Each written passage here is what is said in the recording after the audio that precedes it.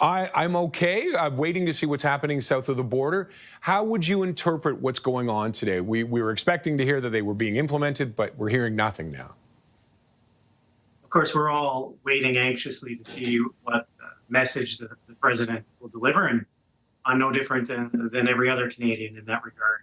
We have very little information other than what you've already reported about seeing delivered in the White House yesterday.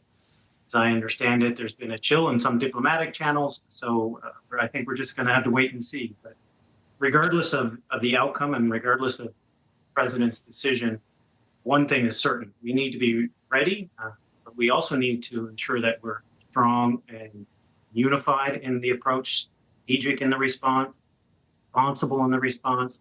But also the message that I've been delivering to the federal government, to the Prime Minister, is the federal government needs to meet the moment to be there for workers across the country, for families across the country that will be impacted by this.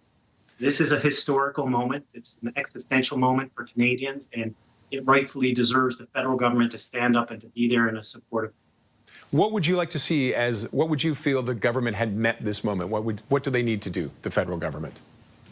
Well, dealing in hypotheticals, certainly, but if there is the impact that we feel there could be with respect to 25% across the board, the federal government has to be there to support workers as we try to diversify our markets, as we try to look to other buyers around the world for our products, because it will have a devastating impact. It will have a devastating impact in Southern Ontario. Here in Newfoundland and Labrador, it will have a devastating impact in our fisheries, in our rural communities.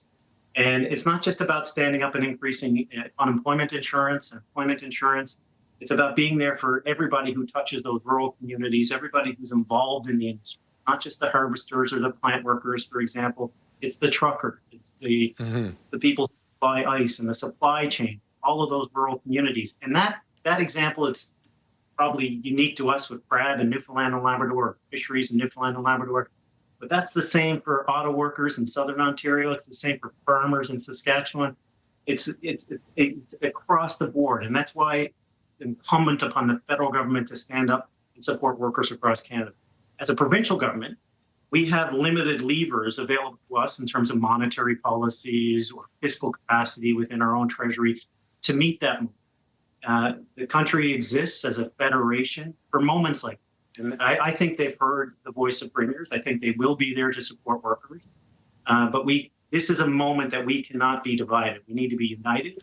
And having the government support workers and families across the country will allow the flexibility for us to stay united and protect our sovereignty and our identity.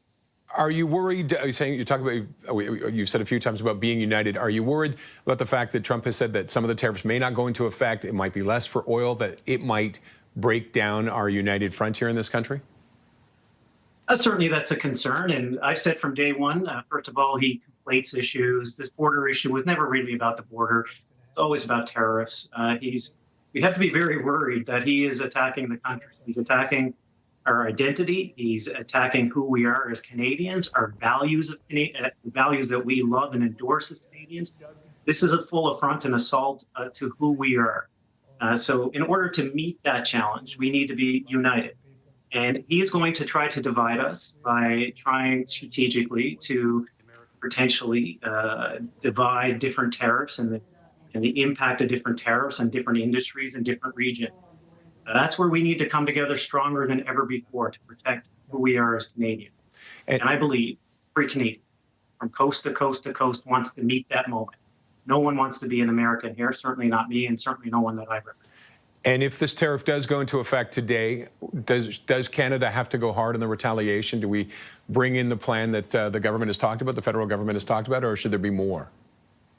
I think that the federal government has said, and certainly the plan that they've shown us or led us to believe will be the response, is firm, strong, a position of strength, position of unity, but is responsive, not escalatory, and responsible, meaning that it recognizes the regional sensitivities and specificities. It recognizes the industrial sensitivities and specificities.